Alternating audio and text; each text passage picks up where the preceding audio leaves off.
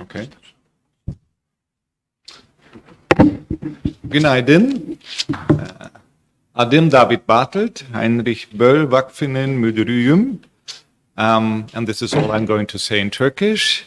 Right now, I think we have met, all of us, we have met already. So we can just start. And Cem Bijo asked me to start by reminding you that if you haven't done so, please register outside on this list. This is an important bureaucratic act for us. And also, of course, help yourself to all these publications free of charge you will find out there, right?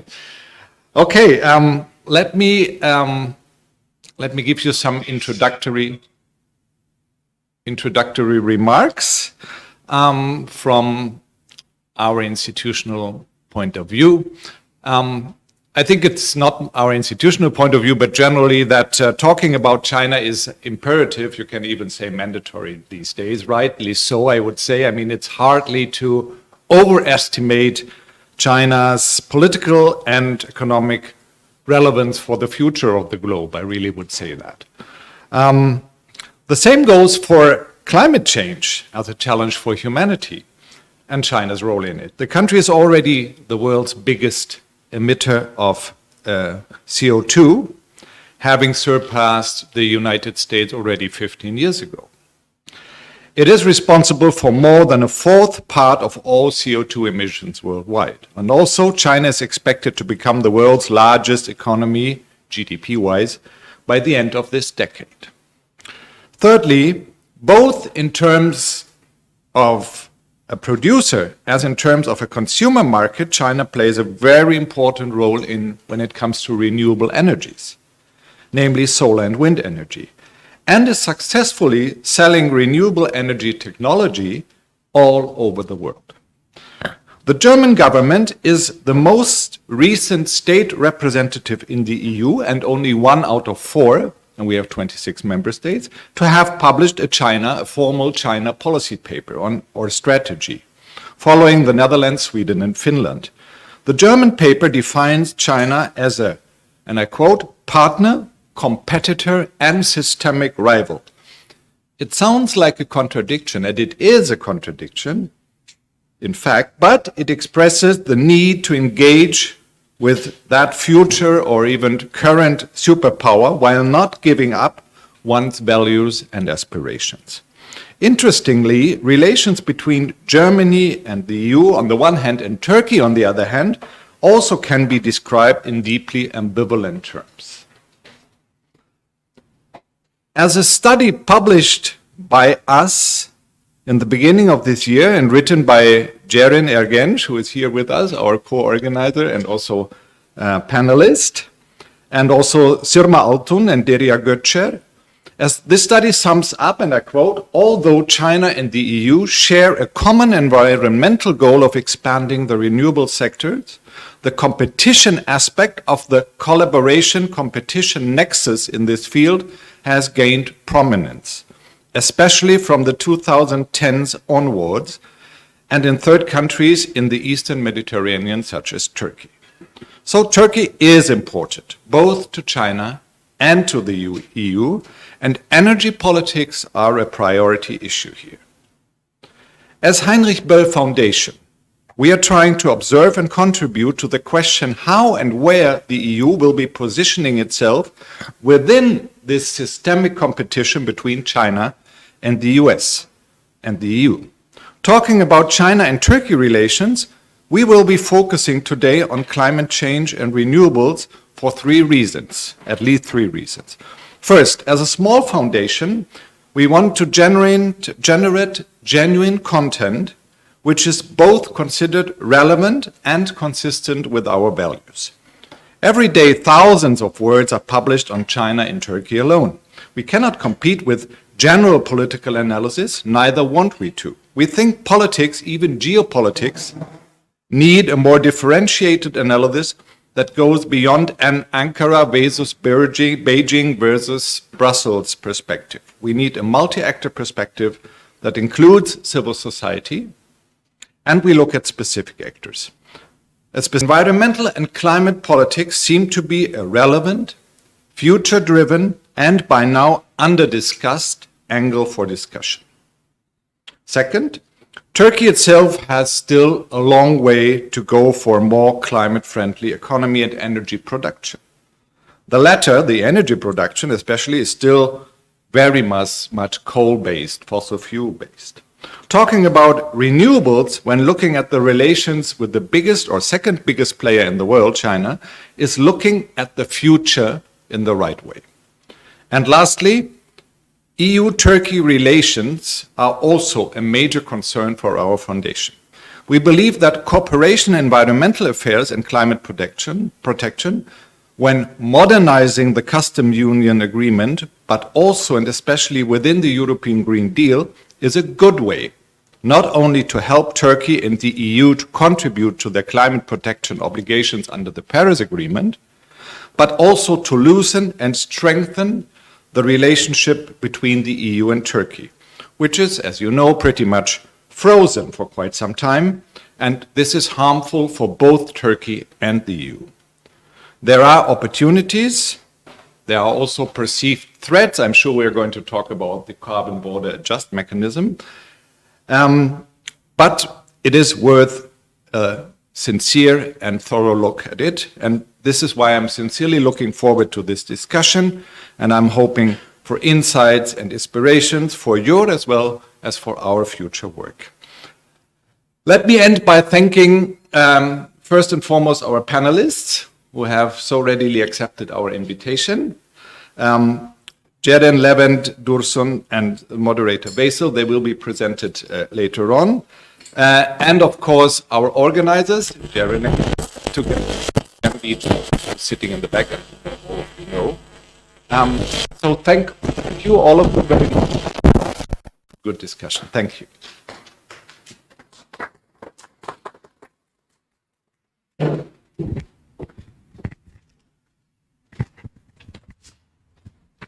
Thank you, David. As David underlined, China is a major player in green technologies, most importantly in solar panels, solar equipment, and wind power equipment. And at the same time, EU, European institutions, financial institutions such as European Investment Bank, European Bank for Development and Reconstruction are important financiers in green transition in Turkey and in broader Europe, we could say.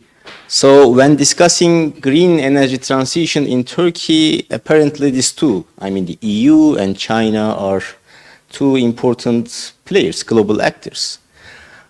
So we are gonna listen to talks on this topic. And before moving to talks, let me introduce our speakers. Let me start from my left, my imminent left. Ceren Ergenç is a researcher at Autonomous University of Barcelona. She holds a PhD from Boston University, and previously she was an assistant professor at Middle East Technical University. Her work focuses on policy-making processes in China and China's global engagement. Then we have Levent Özcan Caner. He is a member of TÜSİAD and the Deputy General Manager of Borusan ENBW Energy Company. He is particularly responsible for electric vehicle charging business, and he holds industrial engineering degree from METÜ, as well as an MBA degree from KEZ Business School at University of London. And finally, we have Dursun Baş. He is a project coordinator at İstanbul Policy Center, affiliated with Sabancı University. He has coordinated several projects at IPC, and he holds a degree, master's degree from Middle East Technical University in Earth System Engineering.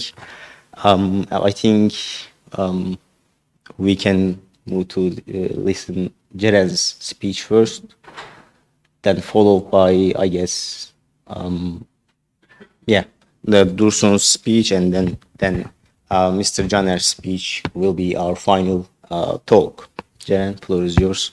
Thank you.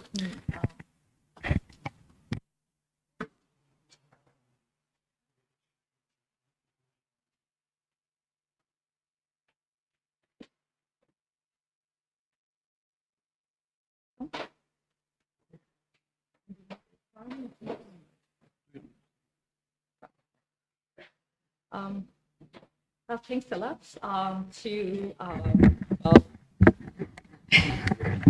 I figured it was a little bit high for me, right? Coming up right after you.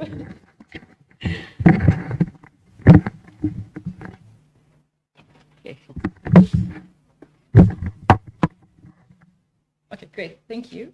Well, thank you, Cem. Thank you, David. And thank you, Veysel, our moderator, Dr. Veysel Tekral, who's an assistant professor of China's political economy, one of the very few people in Turkey, actually, who does political economy of China. So I'm happy to be with him and our valuable panelists here. So I'm going to start this panel by introducing the report. I wrote with my colleagues, Sırma Altun from Ankara University, again, another China person in Turkey who works on political economy of China, and Derya Göçer from Middle East Technical University. And David already introduced our paper a little bit, but I want to go into detail of this report a little bit as an introduction to the panel. And that report was published earlier this year, and there has been some developments since then. And I'm looking forward to hear from our panelists and their expertise and insights from the sector as well.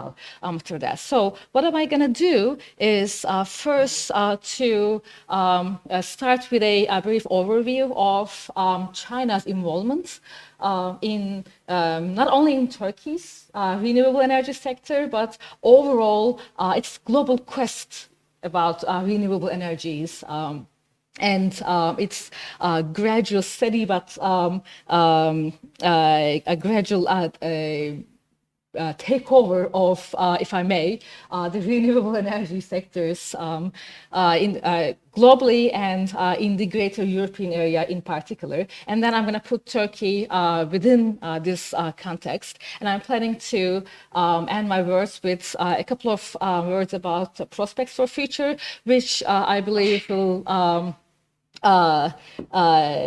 connect my presentation to the next two, whom can be in a better position to talk about these emerging fields in the green energy sector.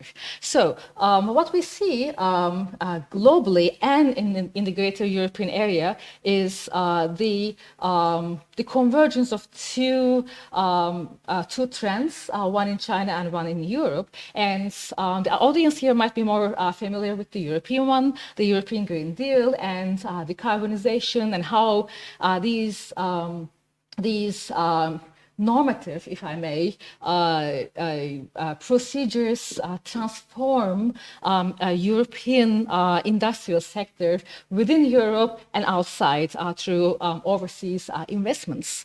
And concurrently, what we see is China's quest for industrial upgrading in two main areas, digitalization and sustainability. The twin industrial revolutions of digital and green revolutions. And it is marked with Made in China 2025, which is coming to an end soon, but China's plans to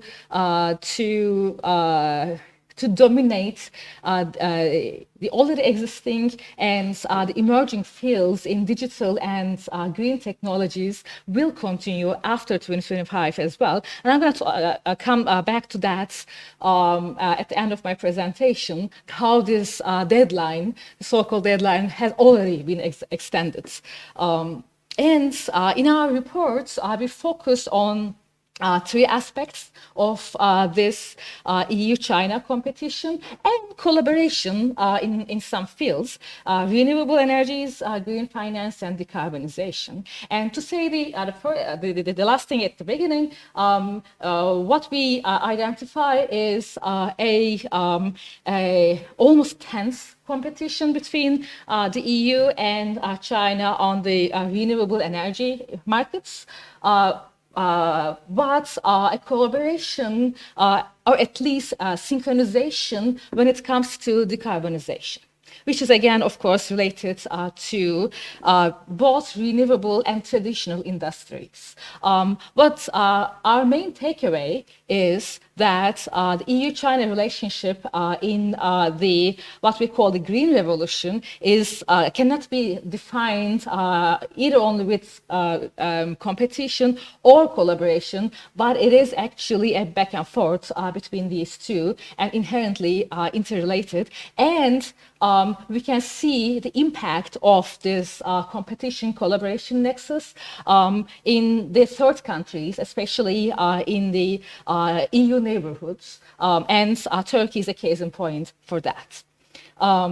So in our report, we basically looked at solar and wind and onshore wind technologies and investments in Turkey. And if you look at the green table there, you'll see the fast pace of solar and wind investments in Turkey. So these are, so far, are the two main renewable energy fields that Turkey has been developing.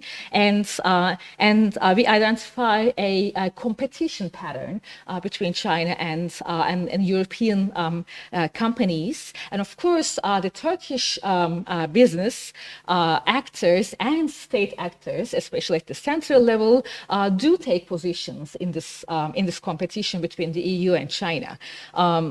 And as I say, at the end of the presentation, combined with the next two presentations and the Q&A, I would like to, I really hope to hear more from you, from your expertise, experience, and insights about the emerging technologies like offshore wind, green hydrogen, and nuclear, if it counts as a green energy at the end of the day, which is quite debatable, but here we are talking about nuclear.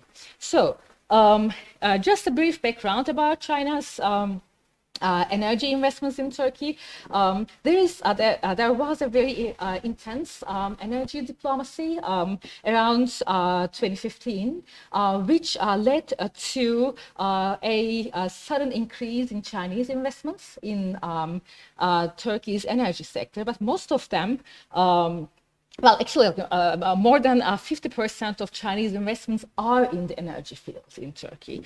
But about 75% of it, 3/3 of it, is actually in traditional energies like coal. So there's that. But no matter how small the share of the renewable energies, China has been trying to get a share in Turkey's growing renewable energy markets as well. And here we identify two phases. In the first, and these two phases coincide with the development of renewable energy, solar and wind energy in Turkey as well. So it's not independent of that. So in the first phase, the Turkish state started off with large launching state bids for large concentrated solar and wind parks, plants. And these state bids were conducive to the formation of large consortiums that necessarily included both Turkish partners and international partners as well. And in this phase, there were consortiums that included mostly German companies from Europe, a couple of Asian, non-Chinese Asian namely South Korean bidders, who actually ended up winning one of the bids and then giving up on it. That's an interesting story. Maybe we can get back to that during the Q&A. And the Chinese were among the competitors in these consortiums too, but they lost these bids to their European competitors with no exception. And that, according to our informants during our interviews from the Chinese side, was perceived as an almost intentional blockage of the Chinese in the solar and wind scene in Turkey, which, and this perception led to an eventual withdrawal of the large Chinese companies, some of them being SOEs, state-owned enterprises, and some of them are private. And when we come to the phase 2 of Turkey's solar and wind development, when the Turkish state itself also kind of gives up on these large solar wind plants and goes for smaller consortiums that are gonna build smaller and perhaps financially more doable, more manageable solar and wind plants. And at that stage, the large Chinese companies have already decided that they are not, they don't want to be players in this game, so they don't even enter the bids anymore in this second stage. They changed their policy of involving in Turkey's renewable market by directly doing businesses with small and medium-sized enterprises, by selling them the technology and equipment for really small boutique-sized solar and wind plants, the private ones, right? So this is maybe this table is too big and contains too much information right now, but this is even a better motivation for you to go back and read our report, perhaps at your own pace, right? So this is a summary of how the state bids for solar and wind plants were both won by German consortiums. I mean, consortiums that include German companies, that is. And in the second one, in the second half of the right half of the table, you can see how the nature of these bids change, and they are given to smaller companies, larger in size, instead of like one big, large consortium to build a huge plant, right? So this is phase 1, and in the, phase 2, what happens when the Chinese stop bidding in these state bids for large plants and focuses on the retail sale, if I may say, to SMEs, we see the chronic problem of trade deficits coming into the picture, that the Chinese push both domestic Turkish and other international, especially European producers out of the markets. And then we see the states well, as a result of lobbying by both domestic and European companies, imposing anti-dumping measures on specific Chinese producers in the solar and wind technology, which is, again, a constant complaint from the Chinese side, both in our interviews and also in their formal diplomatic conversations with the Turkish state. So this is where we left this solar and wind scene. And I'm gonna briefly talk about decarbonization and how do we see the EU-China-Turkey triangle for decarbonization. And here I'm gonna slightly change my framework.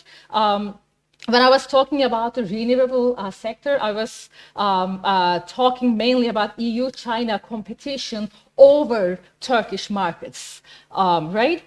Here, I'm gonna switch to a framework that sees Turkey and China in competition for European markets in the face of the CBAM, the carbon border adjustment mechanism, which is basically the internationalization of Europe's own emission trading system, ETS, right?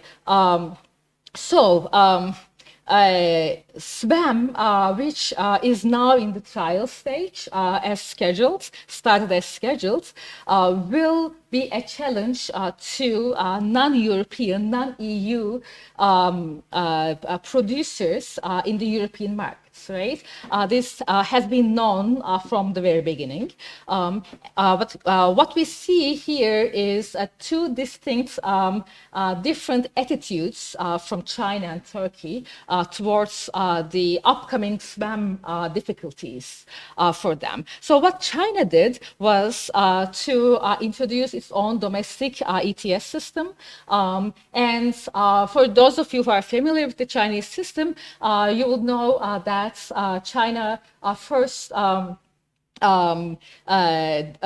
does policy experimentation at the local level, city and provincial level, and then picks the successful best practices to be central policies. So there are a lot of successful local, like city and provincial level ETS systems in China, which are basically based on carbon taxes, but mostly carbon credits for the local industries as a motivation to transform their industrial production in a carbon-friendly way. And these best practices are now formalized into a centralized ETS system that actually eliminates the disadvantages of the EU's SBAM for the Chinese producers at the end of the day. And on top of that, Chinese national state, also issued a green guidelines for overseas investment for its own local companies, both SOEs, state-owned enterprises, and the private companies, to start adjusting their production processes for particularly European standards. So what I'm trying to say here is, shortly, China has been preparing for SBAM for a considerable period of time. And in the end, it is estimated that it won't be as disadvantaged as it was first predicted when SBAM was first formulated. In comparison, in Turkey, we have some subsidies issued by the Minister of Environment, not energy, but environment, for the solar and wind companies, renewable energy companies, to remain compatible in the European markets, but we were told that after the currency crisis, these subsidies were pegged to Turkish lira, which lost the value drastically vis-a-vis euro. So basically, these subsidies are not enough to remain compatible in the European markets. But there's that. So we actually see the Minister of Environment stepping in and trying to do something about SWAM, whereas for the heavy industries like steel and cement and everything, and Dursun will be in a better position to talk about that, and perhaps Levent as well. There is concerns about competitiveness in the European markets, but by the time we published this report, we have not seen any plans for either subsidizing or encouraging in different forms the SMEs in the heavy industries to stay compatible with the European markets after the trial period of SWAM starts. And here I'm just gonna conclude with what I see as the future directions of EU-China energy competition, renewable energy, green energy competition. And one of the emerging fields is green hydrogen, and I'm saying that looking at China's own developments about green hydrogen. So China is the top hydrogen producer and consumer in the world, but it is mostly based on fossil fuels, and it is now making efforts to green its hydrogen production based on hydropower, as if now it is an ignorable percentage of the overall hydrogen production, like about 1%, literally. But the central government of China has actually issued a macro plan to develop green energy and create an hydrogen industry value chain, which means that it's gonna internationalize green hydrogen production, which will have direct consequences for both the EU and the greater European area, including Turkey. So I would love to hear more from our panelists, from our experts, and from our audience about their insights and experience about it. And the second one is nuclear, a very recent development that Minister of Energy announced that the third nuclear plant of Turkey in making might be financed by China. The negotiations are at the final stage. And that is in line with China's own nuclear build-up, and again, internationalization of its nuclear energy production as well. And it puts Turkey very close to China itself in terms of the nuclear potential. Maybe not the existing capacity, but in terms of nuclear buildup and future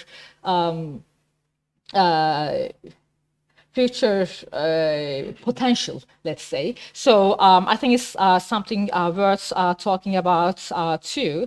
And before the panel, when we were talking, Levent reminded me of the prominence of the EV markets, the battery markets too. So I'm just going to leave it to him to talk about the prospects about the EV batteries too, as a third field for future developments. And with that, I'm going to conclude my verse. Thank you.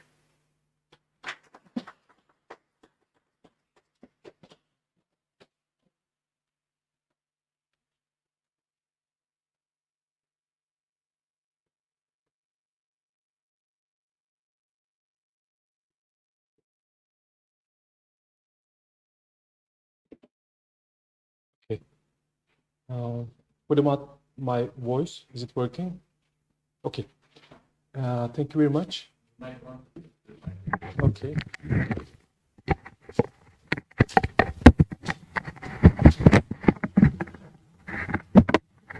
Bir şey yapacağım hocam. Yakınlaştıralım biraz. Okay. Good morning to all. Thank you for the invitation to that event. I would like to thank Ceren Hanım and Cem Bey. I would like to introduce first myself, and I will be providing some details, mostly for Turkish energy strategies. In the question part, maybe I will touch upon the steel sector, which is one of the largest consumer in Turkey in terms of energy share. I work for İstanbul Policy Center, as Veysel Bey said. We are mainly producing policy assessments in the field of climate. We have worked on the renewable side. We have worked energy production, nowadays, thanks to with the support of several funds, one of them is ECF, we are working in the field of steel decarbonization in the Turkish steel sector. You can access these reports through IPC website. I will try to make 3 topics with examples as suggested by the Ceren Hanım. I will explain some details regarding impacts and plus Turkish strategies on these 3 different topics. Let's move on the first topic, EU and China impacts on Turkey. EU and China will be one of the main exporters, at the same time importers, particularly EU in terms of share in the wind industry and in terms of share in the certain manufacturing industries. In order to increase the market share in Turkey, EU companies will be increasing their part in Turkey, both supporting existing plants, manufacturing plants, plus EU companies, as Ceren Hanım mentioned, will increase their oil production capacity in Turkey. Both countries have similar targets to achieve let's say 30 years later in terms of the peak of total GHG emissions. But at the end of the day, China has also targets as well.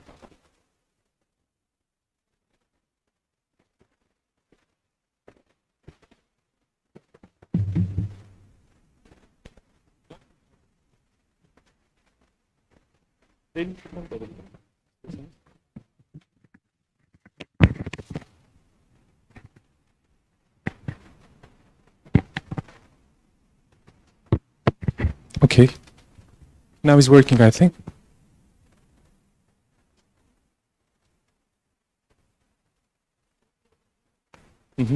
Okay, thank you. This is kind of framework slide. What we know from this slide, the investments from China and Turkey, China and EU will increase in Turkey. At the same time, the trade relations with Turkey and EU and Turkey and China will increase, as these are the main new development paradigms of these countries. In the recent years, we have already learned so much about the Belt and Road Initiative. In order to stabilize its green supply chains, EU is also working in the Africa, in the Latin America, in order to shape supply chains for the renewables.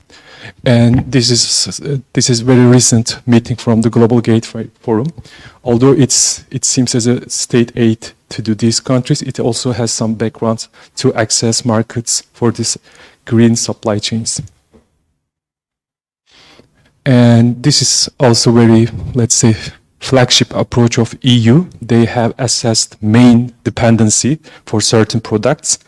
Now they are building their Net Zero Industry Act and their new industry strategy to become more autonomous. And the other topic in terms of impacts in Turkey, although China has very limited impact for the standardization and regulations in Turkey in the energy field, in the EV battery section, in the EV lithium-ion battery sections, there will be new standards which are defined by China rather than EU or rather than US. We know that Turkey is a candidate country, that therefore one of the main regulation effects are coming from EU rather than China.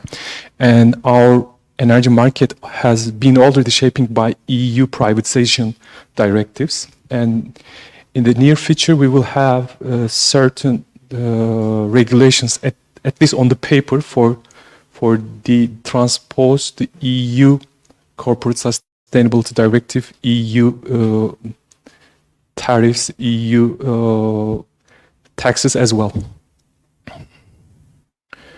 And sorry. This is the last slide for the EU-China impacts on Turkey. There will be 2 different impacts. One of them is for the energy producers.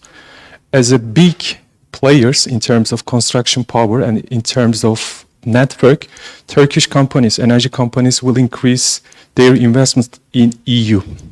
This is one of the impacts. And EU companies will either increase their current operational capacity in Turkey or will make new investments. It can be wind industry as well. But we could also expect Chinese in the new green manufacturing sectors as well. One of them is EV. Chinese companies has been already increasing their cooperation in Turkey in the automotive sector, I mean the battery sector. And the second impact is coming from indirectly. For example, steel industry players want to be more competitive to sell their products to EU or to become more competitive with the Chinese steel sector. They want to decrease their energy cost. It was 10%, but nowadays it became a 30%. I mean, the share of energy cost in the steel industry is just increased 3 times since the 2021. Therefore, there is an indirect impact. If Turkish players want to be competitive, they have to increase their renewable investments. As written there, in the next 3 years, there will be 3 gigawatt investments directly from the big energy consumers. This is not directed by government, this is directed by market to become more competitive. And what we know is that before 2020, you don't hear so much supportive arguments from the big, large consumers from industry. They say YEKTEM is a kind of, let's say, extra cost for us. But nowadays they are making a pressure on the governments to increase grid renewables. I mean, if the government increase renewable shares of the grid system, they will be less exposed to carbon taxes. Therefore, they are making an indirect impact. I mean, EU make an indirect impact in terms of narrative building in Turkey from the industry players. And let's move on to the second topic. What about attitudes from Turkey to EU and China? As you know already, Ceren mentioned about that. Turkish trade is somehow EU dependent. The half of the products goes EU region and half of the products in the total imports coming from EU region. But China is number 1 exporter nowadays. And Russia is the second one, but mostly fossil fuel gas is coming from Russia. Therefore, it makes higher degree in terms of value. But what we know is that China has, in the last years, has increased its import share in Turkey. And it will increase with the green manufacturing investments as well. Therefore, it's not so visible, but China is number 1 exporter to Turkey. Turkish share to the exports from Turkey to China is not so high, but it could also be increased by the new market development, for example, middle corridor. We don't know how will be developed in the next years, but it will increase, I think, with the new policy developed by Ministry of Trade. Turkey has maybe 65% trade share with the near countries, but China and the Latin America and these somehow Far East countries are not taking so much share from Turkish trade, but they have a separate faraway countries strategy. Therefore, Chinese exports to Chinese are also supposed to increase.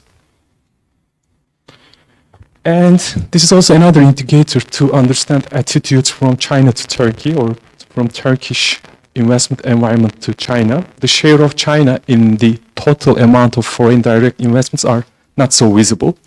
But in terms of indirect investments through infrastructure, through energy infrastructure tenders, it could be counted as more as seen there. But what we know is that the EU is the number 1 foreign direct investor in Turkey.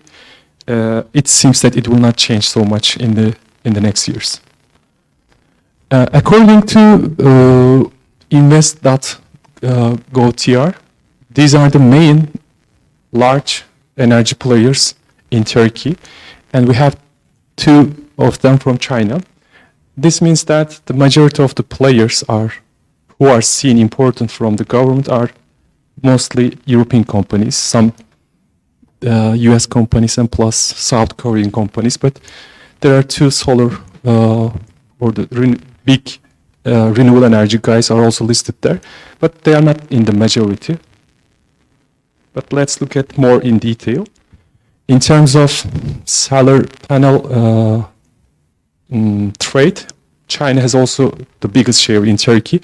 I mean, directly and indirectly, most of the manufacturing parts are coming from Turkey, coming from China to Turkey. Although we have lots of different solar panel producers, the intermediate products are coming from China.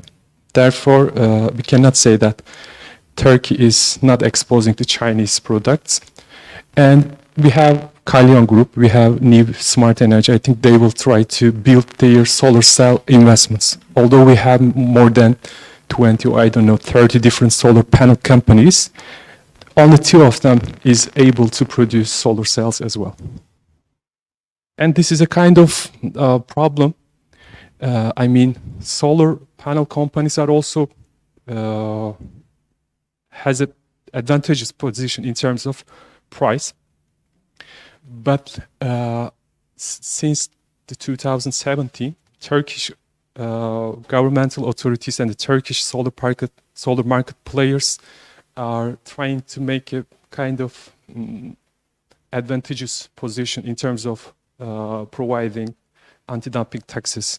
And it has been started in the 2017, and recently the decision came from the Minister of Trade, and this decision was seen right, and therefore the 16 different Chinese companies are still exposed to these anti-dumping taxes.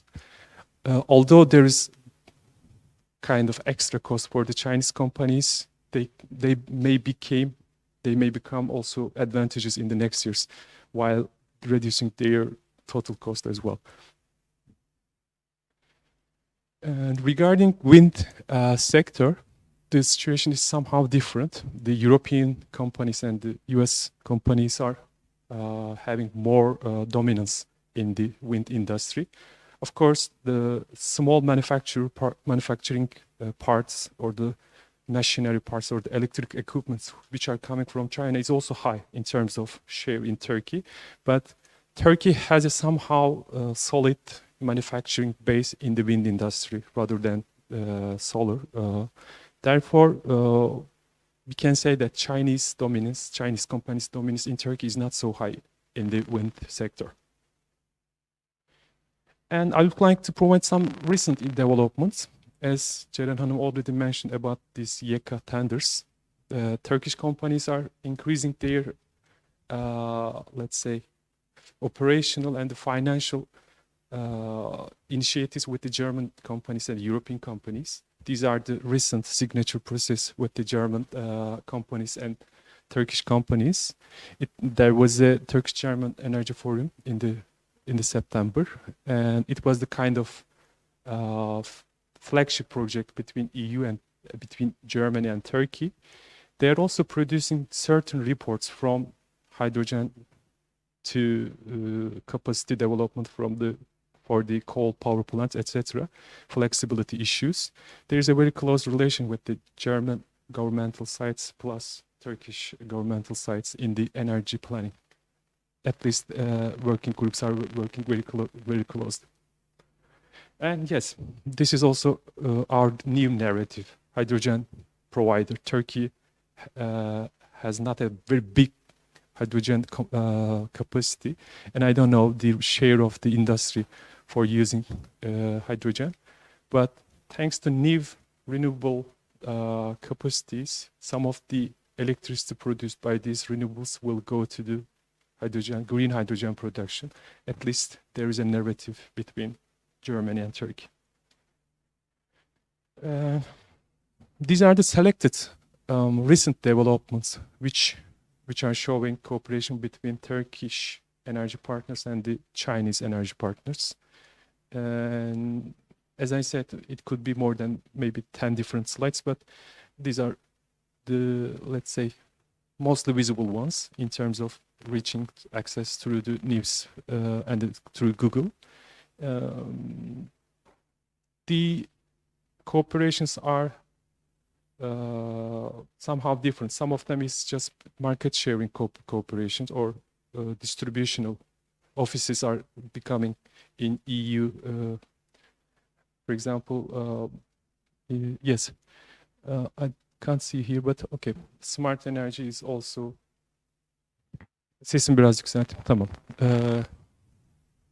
Turkish companies in the Central Eastern Europe is also working with the Chinese companies as well to increase their share in terms of market. And Huawei is one of the technology provider, and it is also very visible in terms of recent cooperations. And this is somehow in traditional way, the EV or the automotive sector is not part of the energy sector, or not used to be part of, is a kind of recent development. Levent Bey will mention about that. But Chinese companies' share in the battery factories and the governmental relations are increasing so highly.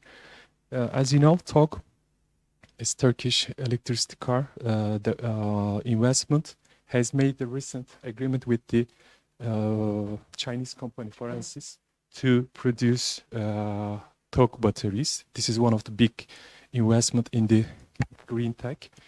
And we have other cooperation with Zorlu and GSR Capital. This third one is not Chinese one, but the other companies, Ford, Koç, and the LG companies also working on to produce some batteries for the electrical vehicles.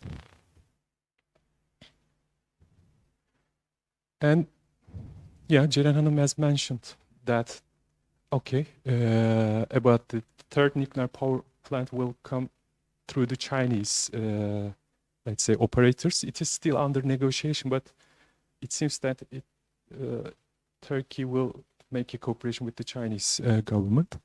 And these are the reasons the new ambassador to China was making some points regarding the cooperation Turkey and China. These are the let's say most important figures in terms of renewable energy developments in Turkey. In the future, what we will see will be mostly shaped by the government's approach to renewables in the energy production. Although Turkish renewable share in the electricity production somehow can be counted as high, but in the total energy consumption, Turkish renewable shares is not so high when you compare it to EU counterparts, or when you compare renewables share in the total final consumption in Germany or Spain. It is not, let's say, well stated. I mean, even it is so visible in terms of targets. Turkey has only 14% in the total energy consumption share. But when you look at the total target of EU renewable target in the total final consumption, it is somehow very large when you compare it to Turkey. It has to be changed, and it results in a late electrification in terms of having more green tech, in terms of having more green manufacturing in Turkey. This is my last slide about future prospects. We don't have separate strategies for industry, transport, and residential sector. We have still housing problem. We don't have a time to talk about energy efficiency of the buildings. It is somehow very luxury to talk about energy efficiency of the buildings. But we have started to talk about electrification in the transport sector. I mean, but this is also somehow very luxury. I mean that we don't talk about electrification of the public transportation or electrification of the logistics.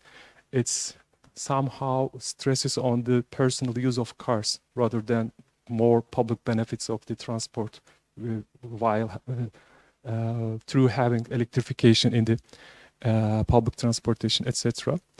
And industry, we don't have separate renewable and energy target for industry, and we don't have established climate framework similar to Spain, similar to UK, or similar to Germany.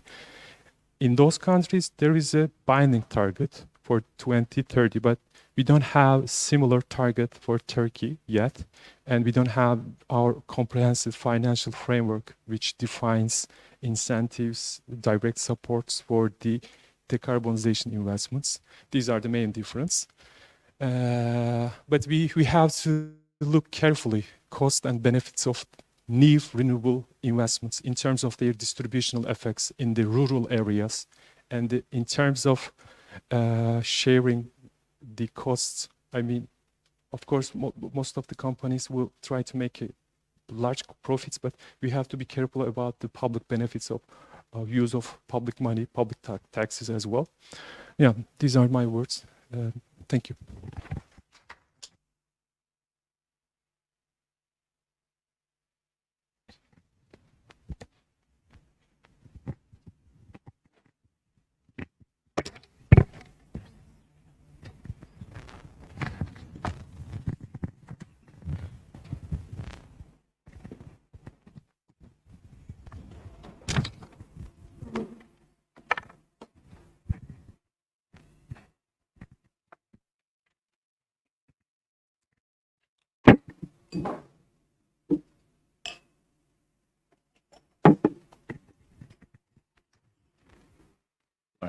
Well, unfortunately, is it working?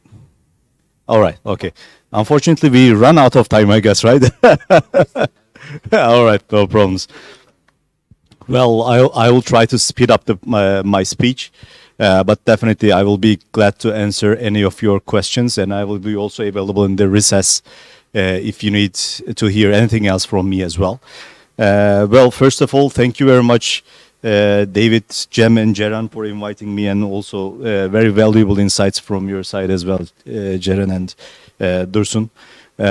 So I will try to follow the footsteps of Ceren and Dursun to have some holistic approach about what are the practicalities that we are currently experiencing in the energy market and in our investments as well. I will try to make it, let's say, more interesting with some experienced, let's say, examples as well. Just the main topic, as you have seen, is transitioning. Transitioning from a carbonized energy to a decarbonized net zero emissions energy industry in the coming years. So it's also applicable for me, by the way. Just a little bit of background from my side. I have been in the energy sector for all of my life, but I have been at the everywhere around the energy table. So I have worked in government, I have worked as a professional, and I also invested in my own facilities as well. So I have lots of different topics to talk about it, but definitely our time is quite limited. And by the way, regarding my background, I'm also transitioning from a carbon economy to a decarbonized economy. My major topic in the past has been oil and gas exploration. So I'm an oil and gas guy. I'm the bad guy in the room, but now I'm working for a full renewable company. So I'm also transitioning my background from a carbonized economy to a decarbonized economy. So it's also the same for Turkey and the international economy, and also for China as well. In Turkey, we have done a great job. So since I left the Ministry of Energy in 2011 up till now, we have increased the renewable share quite much. You have seen most of the figures in Ceren and Dursun's analysis.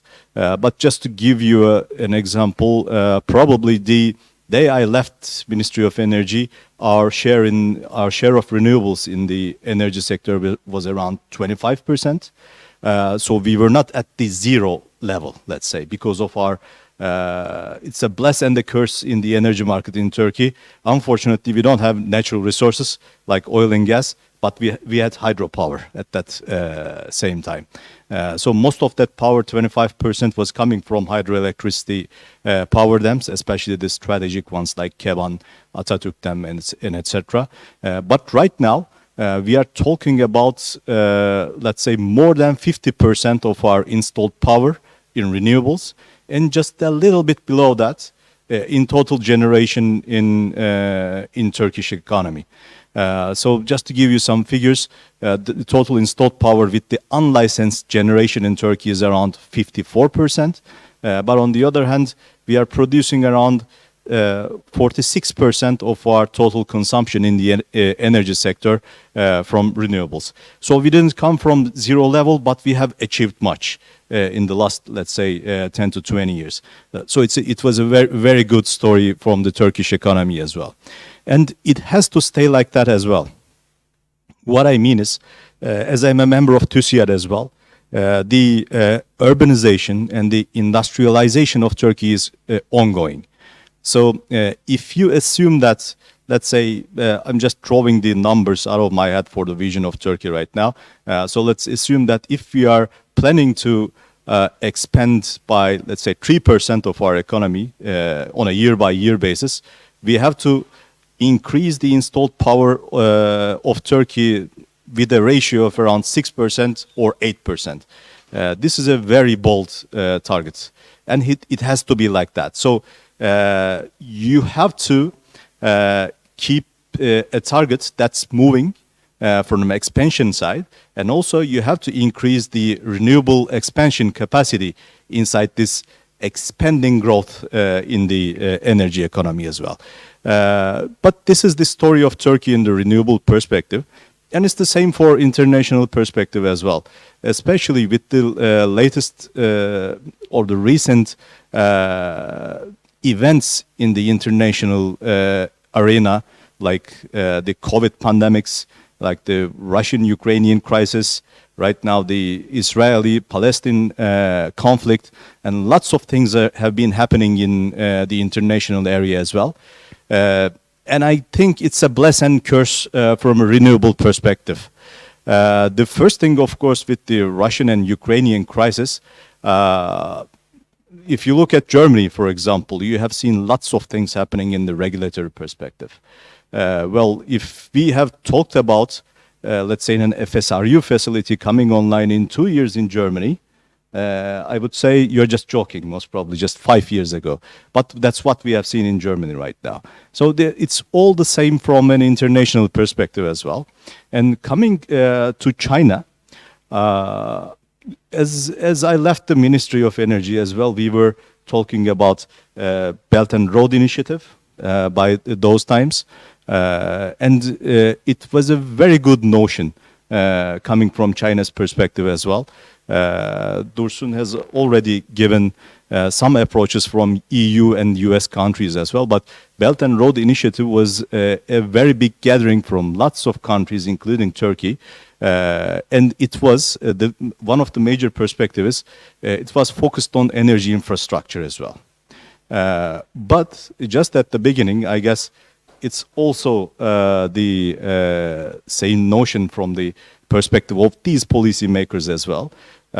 China's Belt and Road Initiative focused on a holistic approach in the energy industry. So it was not just focused in renewable industry, but it has been in a holistic way of increasing China's economical share in other countries' infrastructure. So without just checking the books or internet as well, if you ask me what was the major economic undertakings of China in Turkish economy, I would say Hunutlu Power Station, which is a coal power station. It was given as an example in the presentations as well. And another major one is the development of Tuz Gölü natural gas underground storage facility, which is again a carbonized kind of development. On the other hand, there has been lots of talks about grid expansion and stuff, but the signature, let's say, projects of this Belt and Road Initiative or China's development in other countries, especially in Turkey, has been carbon-centric investments. And what we are seeing right now is there's a transitioning in that perspective as well. So Belt and Road Initiative is also transitioning into a renewable or a green way of doing things in the international businesses. But of course, there are lots of handicaps. I will just give some of these examples in the later sides of my speech. But just looking as a framework approach from a practical standpoint, when we would like to talk about an energy investment, either if it's coming from China or any parts is coming from China or EU or United States, we need to talk about especially three different pillars. The first one is the regulatory perspective from my mind. And Dursun has already pointed out that most of the regulation or the most of the perspectives of the regulation is coming from the European Union, not coming from China or United States. So we are trying to comply with European Union directives. Even with the CBAM or other alternatives, we have been keeping close contact with on a regulatory perspective. And if you look at the regulatory perspective on two main perspectives, the first one is the energy market, of course. Energy market regulation has to adapt to this transition as well. That's what the Energy Market Regulatory Authority and also the Ministry of Energy has been doing up till now. But on the other hand, we have another perspective, especially which was not that much focused on when I was in the Ministry of Energy, let's say about 15 years ago. It's the environmental regulation. So the environmental regulation has to change or alter its way to initiate or speed up the transitioning from a carbonized to a decarbonized economy. Unfortunately, most of our regulation was not built like this, but we have been seeing major developments, especially we have been anticipating the climate law in Turkey. Hopefully, we will see some signs of it by the end of this year. This will be a major game changer, most probably, for all of these things that we are talking about in Turkey. And just to give another thing over there, when we look at the environment perspective, of course, the major thing that we see now, especially as a member of TÜSİAD, is the CBAM, the Carbon Border Adjustment Mechanism. We are not quite sure about how it's going to affect our current thinking of doing things. On the other hand, even if we are unclear about it, we are trying to initiate some investments that would give us at least some leeway or some freedom to think about it, to speed up things, especially the self-production or self-consumption facilities, just like solar facilities that you build up on your roof or just to match your consumption, is a way of doing this. But unfortunately, we are still not clear of that if it will be compliant with the ETS or this CBAM mechanism as well. It's quite unclear. So we have to have it as soon as possible. The climate law has to be published as soon as possible for us to have a clear direction for that. And the second perspective is the technical perspective. Well, there are lots of expansion areas in the energy sector right now. Some of them we talked about it, and definitely it needs to be spoken about it for hours and hours. And most of these areas are unfortunately in the infeasibility area. What I mean is, for example, if you look at the current vision of Turkey, by the way, this is quite good. I'm not saying bad anything about it. We have hydrogen. We have small modular reactors, small nuclear power plants. We have storage-added electrical production facilities, storage-added power plants. And within these three directions, unfortunately, these are infeasible investments right now. So either the regulation has to support it or the capital expenditure, the total investment you need to have these power stations installed has to be reduced. And when we think of Chinese companies, generally this second pillar, the cost reduction, comes to our mind. But definitely it shouldn't be like that. As I have been an investor by myself in the market, I have been in touch with lots of Chinese companies. And we have seen lots of utilization increases, lots of efficiency increases in the Chinese production as well. Some of the investments that we have talked about on the battery production and also the solar production in Turkey has lots of Chinese components, by the way. So from a technical standpoint or economical standpoint, Chinese manufacturing, Chinese efficiency increases, and Chinese definitely decreased cost of investment capex would be a major key for us to go ahead in these three directions. Just another thing when I talked about hydrogen, the thing is just to tie up with my previous remarks. As I've said, if we are forecasting to have about 3% expansion in economic growth, we have to have 6 to 8% in expansion of energy. So where does the green hydrogen fit in this scenario is a big question mark, because if you need to produce green hydrogen, of course, the expansion of the electrical or energy production facilities have to be more than 8%. Otherwise, you have just one paradox on your mind. Are you going to produce or generate electricity for your own industrial or economical use, or are you trying to produce green hydrogen from this generation power facilities to export to European Union or US or elsewhere? That's a very big question mark. Of course, the regulation and the technical feasibility and the economical feasibility will be the answers in this balance, but we need to see these directions quite strongly. And another thing, just to sum up all of my remarks, the financial side of the things is quite important.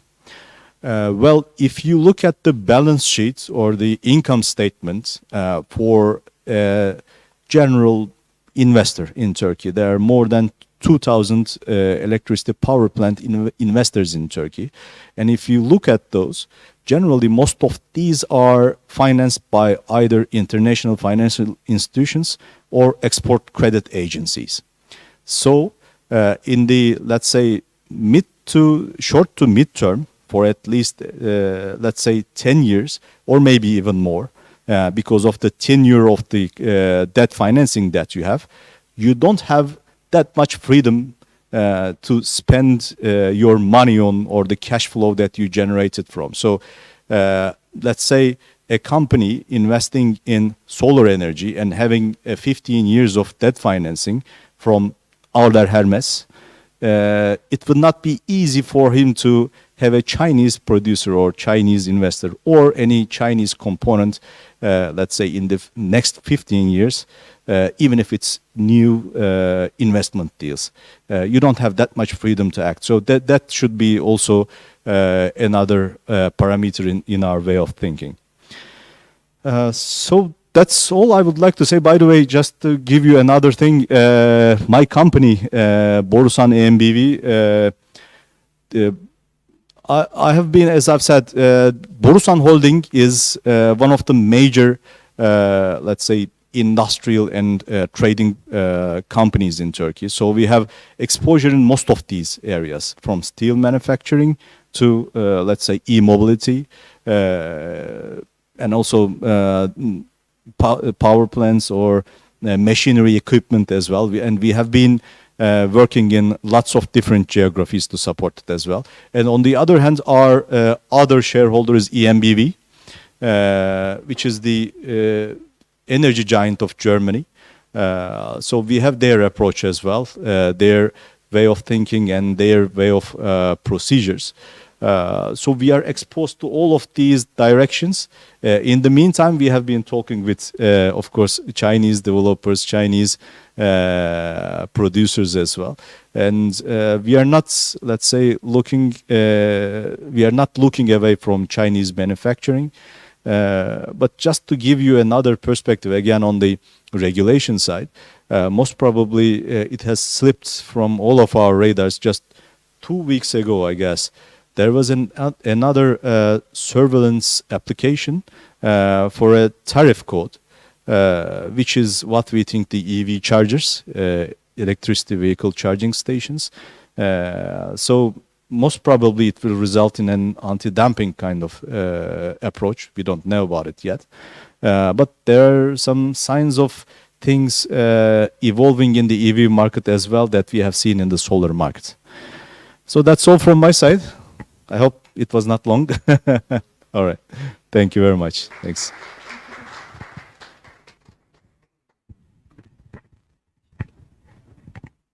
So I'd like to thank you all.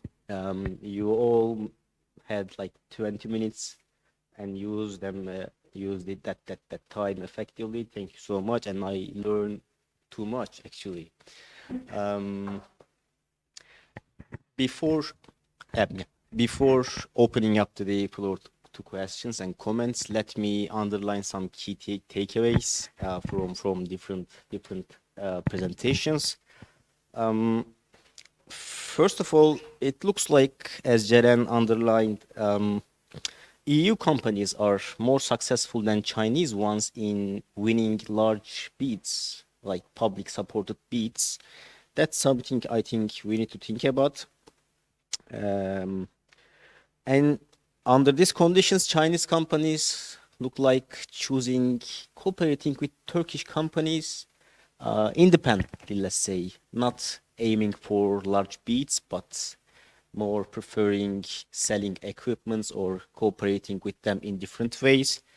And also, as Dursun underlined, the Chinese producers are important in solar cells. Yes, in Turkey we have several, 30-something solar panel producer, but they are dependent on Chinese companies for the most important input, the solar cells.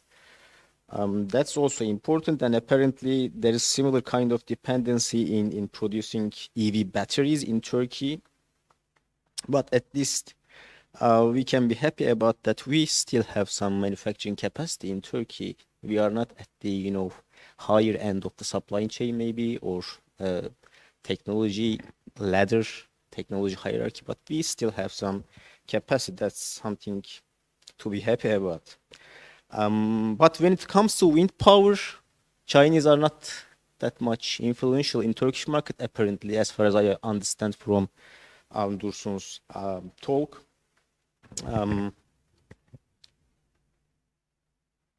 Yeah, and I think Levent Bey is positioned,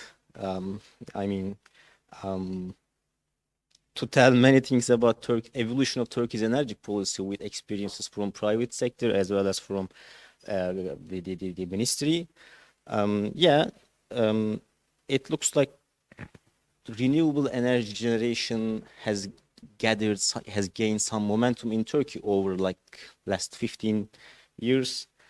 But there are kind of efficiency problems, it looks like, because from what you said about CBAM, I thought we don't actually know what to do at the moment.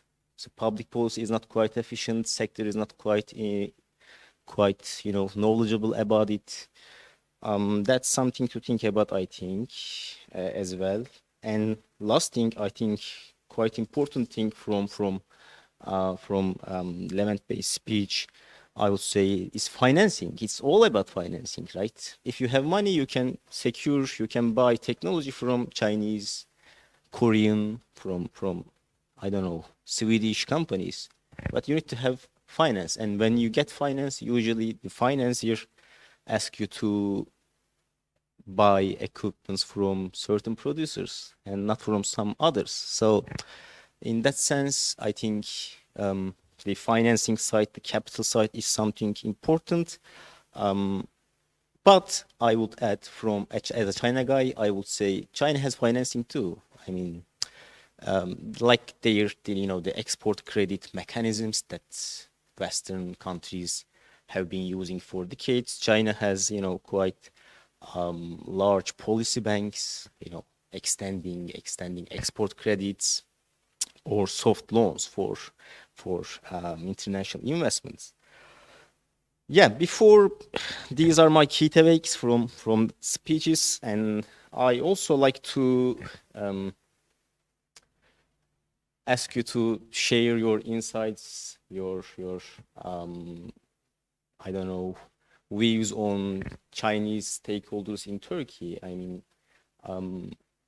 what do government agencies, what do Turkish stakeholders, Turkish companies think or prefer when they acting with Chinese companies or Chinese public agencies as well? So especially we would appreciate hearing from you about the China side of the debate. Now I think we can collect questions. Çağdaş Hocam. Well, thank you. Thanks, all the panelists, and this was very useful for us who are not generally, international relations scholars who don't know anything about environmental politics at large, although it's becoming more and more relevant. My question is a geopolitical one. Nasıl, böyle mi? Okay. So my question is a geopolitical one, not about Europe, but about United States, which is seemingly, becoming more and more dominant vis-a-vis China, in all of these power politics. And there is a dimension that deals with technology at large, 5G, quantum computing, space technology, etc. But there's something about renewable technologies also. There is this decoupling going on in economy, so that we may not be able to talk about a globalization in the sense that we understood it like since the 1990s. And there's a dimension specifically with regard to technology. And my understanding is that this is also impacting electric cars right now. Batteries, for instance, are becoming almost incompatible. You may not buy a Chinese car and use, I don't know, a Tesla brand battery or something, I don't know, Western company brands. Is there anything about renewable technologies, especially, for instance, with this nuclear power plant deal with China? 5 years from now, 10 years from now, will we become, in this country, are we going to be so much dependent on China, Chinese technology, solar, wind, or nuclear, etc., so that we won't, as a NATO country and as a candidate to the EU, we won't be able to trace back to where we are? Do you see such a danger or potential? Anybody can answer this. Not specifically, but because Europe is a big player in the renewable energy, generally environmental, this decarbonization thing, but Europe is kind of also sidestepped in more, on a general scale, in these cutting edge technologies. So how decisive right now, as I understand it, Europe is pretty much able to compete against China, in Turkey at least, right? In the Turkish context up until now, but it's all becoming more affordable, cheaper, right? All these technologies. So I believe, there is a likelihood that China may dominate the market. So will there be some kind of, I don't know, that point to this in terms of being too much dependent on China, since Turkey is not itself a technology producer in many respects? Thanks.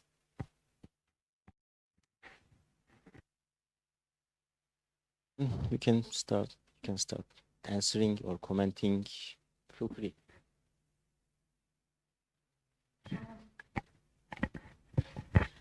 Thank you, Çağdaş. This question actually aligns very well with what I had in mind to ask to my fellow panelists. So I'm going to combine your question with mine. So the question was mainly considering U.S. Decoupling intentions with China, if Turkey is going to end up on the Chinese side of things and be totally dependent on Chinese technology and regulations for that matter, right? So I want to put this question into the broader perspective of our region, like the European neighborhoods, Eastern Mediterranean.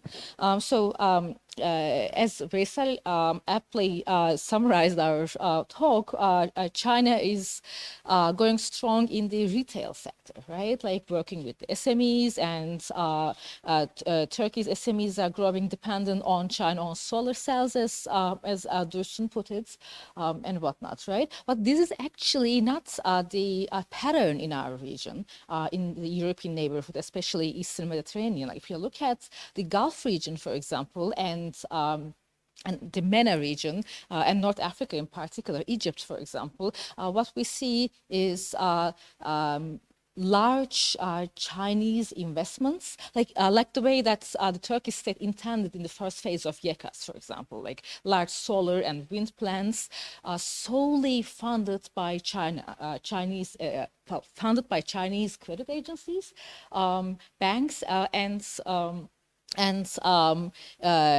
built and operated by Chinese large state-owned enterprises.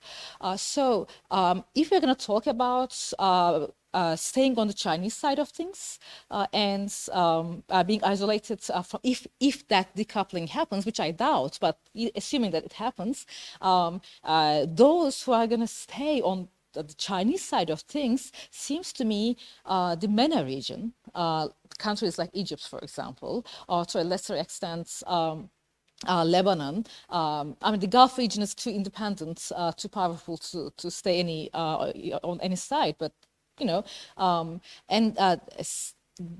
not as a political orientation, but the very nature of Chinese involvement in Turkey's renewable energy seems to be not conducive to picking sides or being isolated, left in one side of decoupling because of the retail nature of things. Unlike Egypt, for example, again, who basically gave the entire renewable sector to Chinese SOEs and credit banks in comparison to Turkey.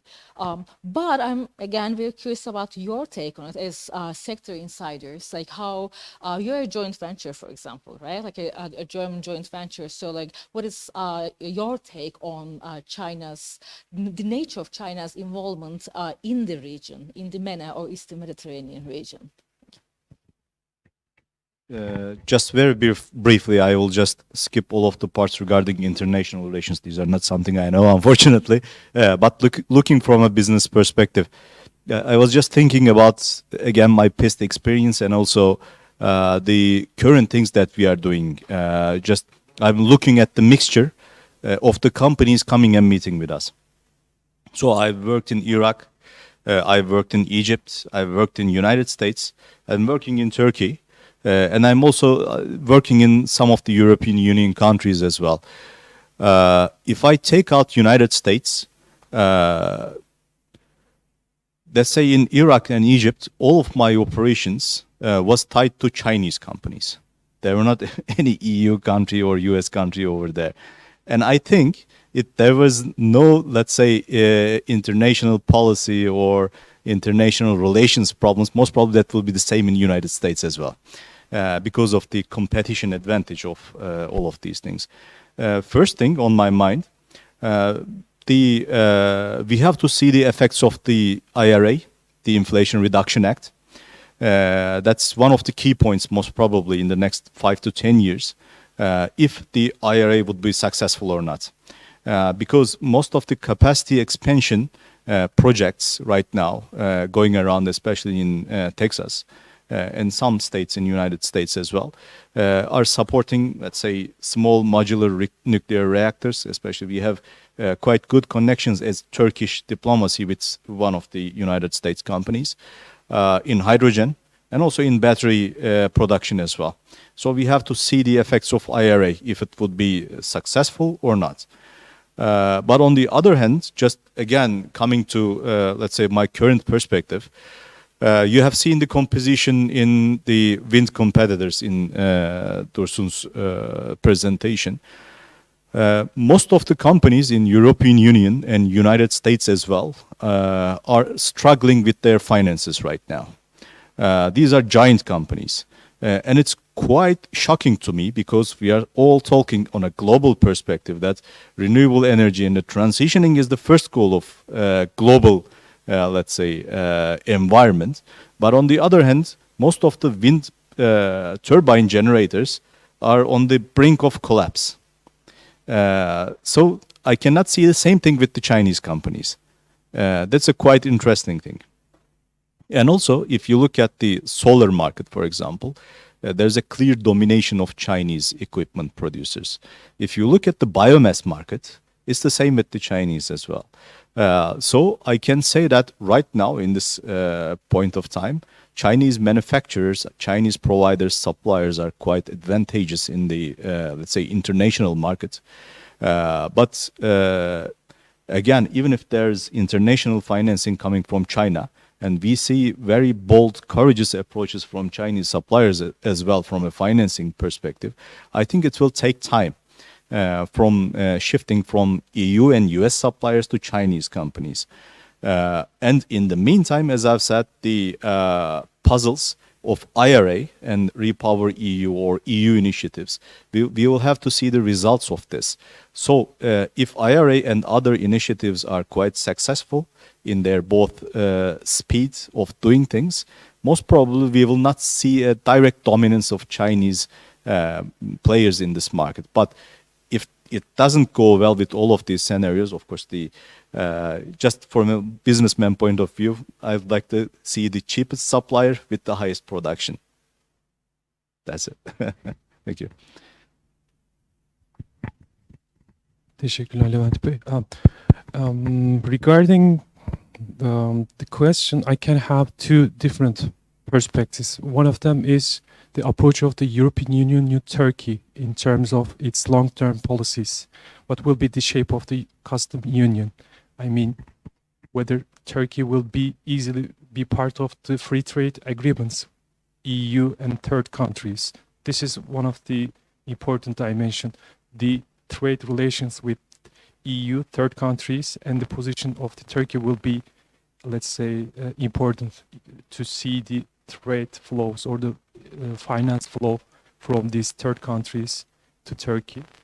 The other one is the position of the finance sector in Turkey. I mean, most of the money is coming from the US or the EU-driven financial organization in terms of share. I mean, the total amount of money is somehow provided mostly from US and EU finance organization or the Atlantic Group finance organization. I mean, if the Turkish banks starts to use more money from the Chinese companies or the Chinese credits, the situation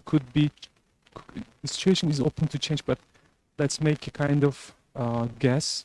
The total amount of market will be shared between EU companies and Chinese companies. But for example, it is now less than 10%, for example, but in the next 20 years, I mean, the share of the Chinese companies in the total renewable markets, the tech markets, will increase. It's so obvious. But regarding Turkish historical position with the EU and the Western side, I think it will be kind of negotiation power for Turkey as well. Turkey will use it. I will be close to China and the Russian positions. At the same time, I will be close to EU. It will be bargaining power, Turkey, I think, at the same time.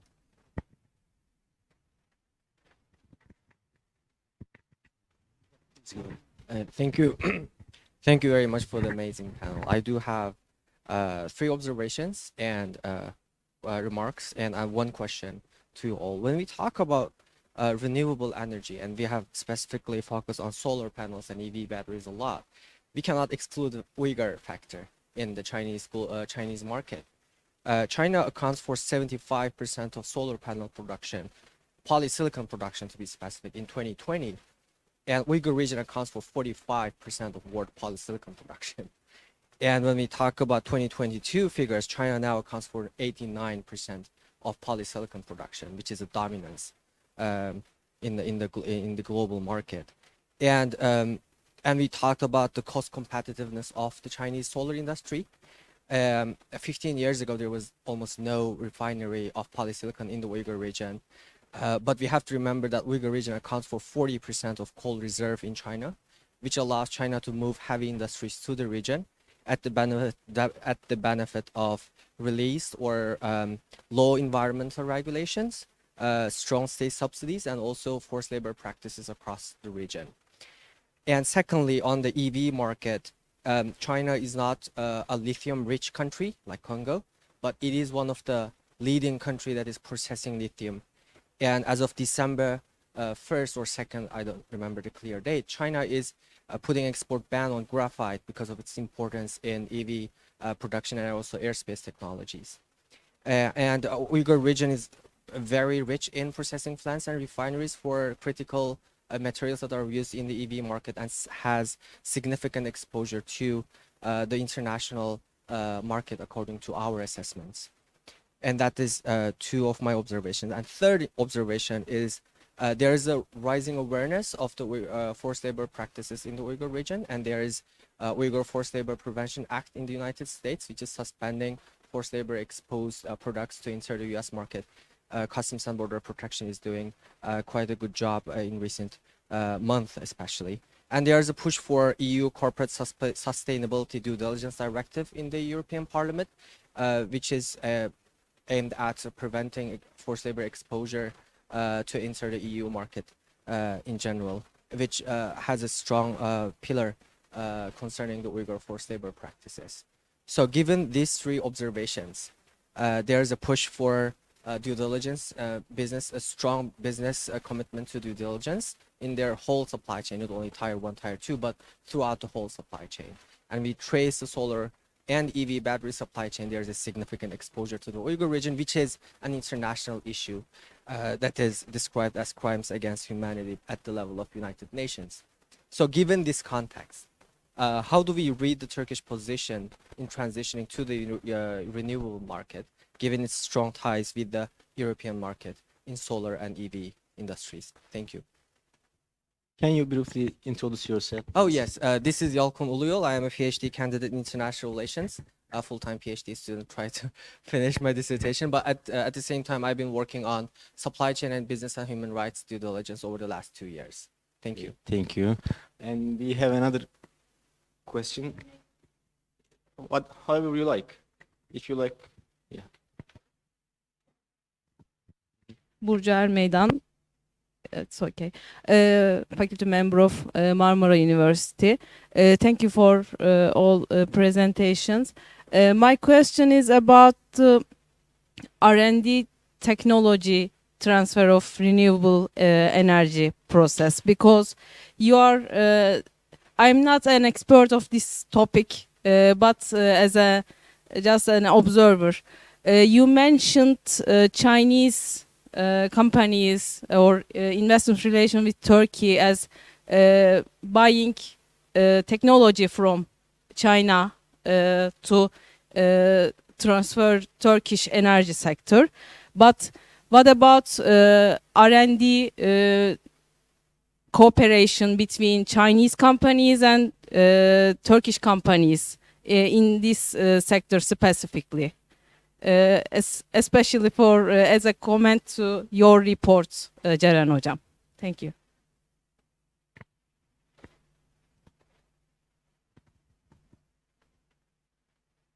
We still have like 15 minutes, and I think you can use like 3 minutes. Then maybe we can collect some other questions. So I'm going ahead. About Yalkın's questions about global supply chains and due diligence act of the EU. That's an excellent question. It's like a very hot topic right now because the due diligence act has two pillars, right? Like one is the sustainable practices, which is more related to the technology use and the high cost of the technology use, which might lead to bankruptcies and rising unemployment and everything, the socio-economic impact of it. And the second pillar is, as you mentioned, the human rights aspect of it. Germany had its own due diligence act, and now EU is having not an act, but I think a statement on due diligence, which means that the act is on the way too, and that is. Of course, directly targeting China's global supply chains, right? Starting from Xinjiang, as you said, but also on the way to Europe too. So there are human rights violations or socioeconomic impact of green transition in Southeast Asian countries too, also. And also on the way closer to our region, the MENA region, right? The Eastern Mediterranean also suffers from the same two pillars of global value chain sustainability. And if Turkey has a position on that, I'm gonna again, I would like to check with the sector insiders, of course, but my observation is that Turkey itself is gonna suffer from the due diligence acts once it is issued in the EU, and there's not much preparation for that in Turkey too. So I've looked at previously the internal debates about the EU Due Diligence Act in Turkey, and they are so far concerned about Turkey's own problems, like the migrant workers, refugee work, the undocumented refugee workers, and everything, instead of the problems that are born out of being a part of the global value chain, which goes back to the Xinjiang issue, the Uyghur issue in China. So in my observation, it is not in the a part of the public debate in Turkey yet. And for the second question about R&D transfer, to my knowledge, the R&D transfer happens at the level of bilateral research projects that includes both research institutes, universities, and the private capital, the R&D departments of the private capital. And there has been an increase in Turkey-China bilateral research funding, especially in renewable energies. It is, again, like in my observation, that most of these R&D projects, bilateral, like government-to-government bilateral research funding is focusing on renewable energies. So the R&D transfer happens or will happen, it seems, through these formal mechanisms. But again, if there are more mechanisms within the sector, we will hear more from them. Thank you very much. Well, unfortunately, my answer to your question would be very short because that's something very out of my scope, especially when it comes to human rights violations or any kind of due diligence acts. These are something out of my area of expertise. But just to look at the examples, all of the inclusion of Chinese companies in YECA tenders or other, let's say, kind of corporations, I don't think these were any unsuccessful bids or any unsuccessful coordinations in business was because of these violations or something like that. Of course, that would be a topic of Ministry of Foreign Affairs and Ministry of Energy by itself. But I don't think it's something that's being crystallized at the business action point. On the other hand, I also agree with you. Most of the dominance in the solar sector and also the dominance in the battery sector most probably will come forward in the next coming years. and some kind of dominance in the EV charging and e-mobility sector as well. And I congratulate Chinese economy on this one. As you have said, most of the critical minerals are coming abroad to China, but the processing power and also, let's say, the manufacturing power of Chinese economy is quite great on these ones. So these are the major developments most probably we will be seeing in the next coming years as well. Just coming to your question about R&D, I think there are lots of movements to initiate a national approach to having technology in the renewable sector as well.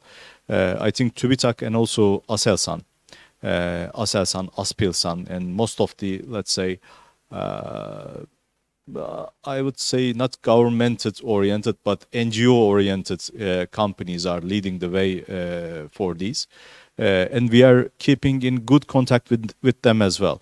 I also agree with you from that perspective. The R&D and the transfer of know-how is one of the first things that we have to do in these sectors. But in generic conditions, in the rush of keeping up with the economical growth, the energy sector was not that much inclined to focus on this perspective, especially when I look at the corporate level allocation of budgets. In most of the companies, I cannot see any kind of R&D budgets, or again, it's a governmental position, for example, for the distribution sector, to have distribution companies to have some R&D budgets. But I don't see a direct, very good execution in these budgets as well. This is something that we lack, unfortunately, in the, let's say, Turkish national electricity or energy sector.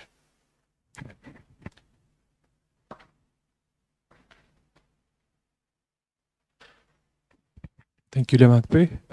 Actually, to be honest, I don't have so much information about your question. And I have indirectly some comments regarding the corporate performance of the Turkish companies in Turkey and their formal and the legislative background. Nowadays, EU has been providing its draft and the final version of Corporate Sustainability Directive, Corporate Due Diligence Directive, but we don't have complementary legislation in Turkey. I mean, we don't have ministry-driven initiatives regarding the monitoring, reporting, and auditing the final performance of the companies. For example, we have environmental impact assessment procedure, but most of the commitments written in that reports are not finalized. It is also somehow better in the environmental and social impact assessments for the EU-based finance organization money. For example, if EBRD provides money for the X investment, Turkish companies have to prepare environmental and social impact assessment report. But the problem is that how is the quality of the monitoring of these commitments regarding pollution, regarding wildlife, etc., regarding conditions of the workers? It is somehow legislative gap, and it has many dimensions. I mean, it has to be it has to be taught about having this kind of stuff in the ministries. We don't have this kind of stuff to go and make this audit process. We have environmental management organization at provincial levels, but we don't have such capacity or such procedure to see the results of the commitments from the companies. This is a big problem in terms of environmental pollution and in terms of let's say, obligatory migration from the rural areas due to these companies' negative impacts on the communities. Yeah.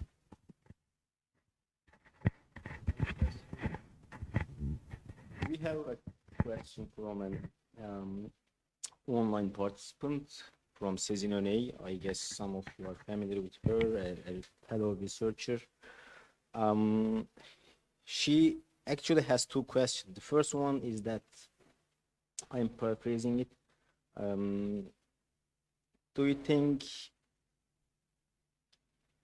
is Turkey's economic crisis causing it to trail even further behind in catching up with EU and China's frameworks? regarding regulations, frameworks regarding green transition. So the impact of a Turkish economic crisis distress, at least we can say, on Turkey's transition to green or preparation for green transition. Second question is for you, Ceren. Sezin says in the first report, Ergenç and her collaborators emphasize that green energy cooperation competition nexus between Turkey and China leaned more towards competition. That's what she commented on your report. May we say, the question comes, may we say that now cooperation is gaining ground? Is there any change between the time between you publish your report and now? Yeah, I think these are the Sezin Öney's questions. I will ask you to try to limit yourself to 2 or 3 minutes at most. Thank you, Sezin, for your questions. For the first question, Turkey's economic crisis affecting catching up with the EU and Chinese regulations, and also investment, I suppose, here. Well, yes, obviously, right? The Turkish public sphere doesn't have the financial means to support the fields in terms of infrastructure and subsidies and whatnot. So there is that. But I think a second factor is the lack of initiative in the public sector. Well, in the Turkish states, the split between the ministerial bureaucracy and the presidential bureaucracy actually leads to a smooth development of comprehensive frameworks and regulations in these fields, similar to other industrial fields as well. So I think it's not only the economic crisis, but also a lack of macro planning in this sector as well. And for the second question, competition, collaboration nexus. So I guess this question is similar to Çağda's question, if Turkey is like leaning towards China in the renewable sector. Because if you look at the EU-China collaboration and competition, it is kind of compartmentalized, like more competition on the renewable markets. There's much concern about the offshore wind turbine markets in Northern Europe, for example, in Scandinavia. China is decisively taking over the markets over there, right? But when you look at SWAM and all the decarbonization efforts, there's more collaboration and synchronization. And Turkey being in between China and the EU in these two compartmentalized dimensions of the green sector in general is having a tendency towards receiving more Chinese investment in renewable energies, but I don't think that it will be to an extent of Chinese domination of the Turkish sector. And for the decarbonization efforts, again, I'm going back to my answer to the first question. The lack of macro planning actually will prevent Turkey to take decisive steps in the near future. So we'll yet to see what's going to happen on that ground. Thank you. Thank you very much. Well, the question is quite complicated to answer, unfortunately, but I will try to just give some answers from, let's say, just focusing on the electricity side of energy. Well, you can see in the other industries as well, but if you look at the electricity industry, it's architectured very beautifully. What I mean is, if you look at the generation facilities, for example, we had a feed-in tariff mechanisms, most of you know, renewable energy support mechanism, the so-called YEKDEM in Turkey. That was the main reason of having this installed this much electrical power in Turkey, we had feed-in tariff. So just to give you an example, right now the wholesale electricity prices, let's say $75 per megawatt hours, but the biomass facility that's in the feed-in tariff system right now is compensated with $133 per megawatt hours. And this difference between the wholesale market price and the feed-in tariff price was also compensated from the industry by itself. So there is no public funding coming to the electricity markets, or there's nothing coming from the pockets of the government. So the system just takes it from the customer and puts it in the pockets or the cash flow of the generation facilities. So in this kind of perspective, the generation segment didn't have a hit from the, let's say, deterioration of Turkish economy or financial crisis or something like. But definitely agreed. On the other hand, we have another thing which I wanted to talk about. That's a very good question. The grid capacity. So if you wipe out all of the discussions that I have indicated, the major hurdle that we have in the electricity system of Turkey is the grid connection. Even if you want to build, let's say, 100 megawatts of wind power, you cannot do that because the grid capacity is quite limited. Just to give you a perspective about it as well, the total installed power in Turkey is about 105,000 megawatts right now. And in the last round of storage added generation facility applications that came to Energy Market Regulatory Authority, the total demand coming from the private investors in Turkey was around 250,000 megawatts. So we have 105,000 megawatts installed power, and on top of that, the private sector would like to install another 200,000 more. This is the main reason that the generation facilities didn't have a hit. But unfortunately, when it comes to TEİAŞ, which is a state facility that runs the transmission system, the only capacity that the TSO can allocate for these power plants is around 28,000 megawatts. So there's a bottleneck on the investment side of TSOs, which is coming from the pocket of government. That got a hit from, let's say, the financial crisis. So that's a bottleneck right now. That's the main portion of that. Thank you. Thank you, Levent Bey.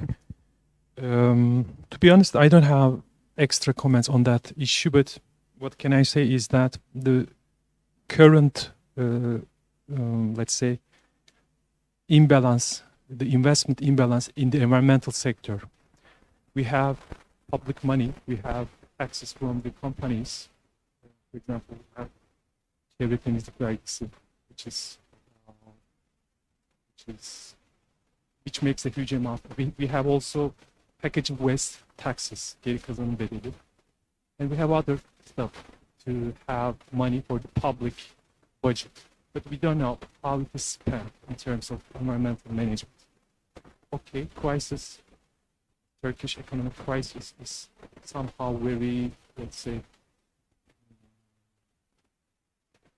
very important in terms of distribution of that money. I mean, of course, most of the money coming from çevre temizlik vergisi goes to municipalities, but we don't know other details, which makes the available money less effective in terms of using for the decarbonization investments, etc. Regarding Turkish European Union approximation level is somehow very bad since the 2012, since the 2013. It's independent. It is directly related with crisis, but at the same time, it is independent from the crisis. What we know is that the Turkish approximation, the Turkish relation with the EU is not at the same level at the beginning of the 2080s. For example, the amount of money provided from the EU to Turkey is 10 times less in terms of environmental management, in terms of wastewater treatment plants, etc., etc. This is also related with the Turkey and EU relations. I mean, providing the financial support and the implementation in the field are also important. The money is coming from EU to Turkey is not so high when you compare with the last 10 years. Yes, we don't have any question or comment anymore. Thank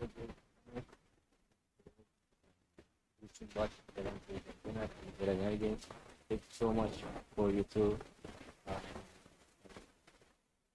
Yeah, we can close the panel and move to all right, thank you so much.